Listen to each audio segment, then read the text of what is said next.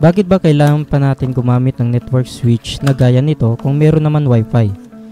Ano pa ba yung purpose nitong switch na to kung pwede naman tayong kumonek diretso sa wifi, di ba? So dito natin i-explain kung bakit. Kung ang gamit mong mga wifi modem ay gaya nito, mga nasa 2.4 GHz lang ang wifi frequency ng mga to.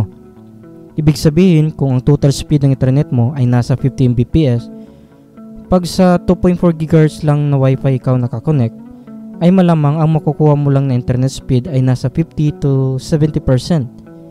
So sayang yung natitirang percent ng internet data mo.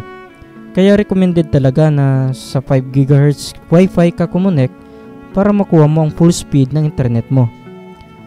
Kaya kung yung mga ganitong modem lang ang gamit mo sa inyong bahay, tapos kukunik ka sa internet, kung mga laptop or computer naman ang gamit mo dyan, mas mabuting kumunik ka sa LAN ng laptop mo na papunta sa modem para makuha mo ang full speed ng internet mo.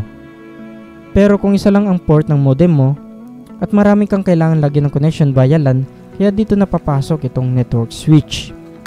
Simple lang ang trabaho nito. Hatiin niya yung connection ng isang linya ng hanggang 4 na ports gaya itong gamit natin para mas maraming devices ang pwedeng kumonek sa Ethernet LAN. Gaya itong isa na ginawa ko, meron ako ditong unang setup na ginawa gamit itong Microtech router na prinogram ko para gawing switch. Pero dahil may iba na akong pagkagamitan nito, kaya gusto ko na itong palitan. Kung kaya bumili ako ng bagong switch na plug and play lang. Itong TP-Link desktop switch ay meron ng 5 ports at kayang mag-accommodate ng internet data ng up to 200 Mbps yung speed. Nabili ko lang to sa Lazada. I-check nyo na lang guys yung link nito sa description ng video kung gusto nyo ring bumili gaya nito. Simple lang itong gamitin.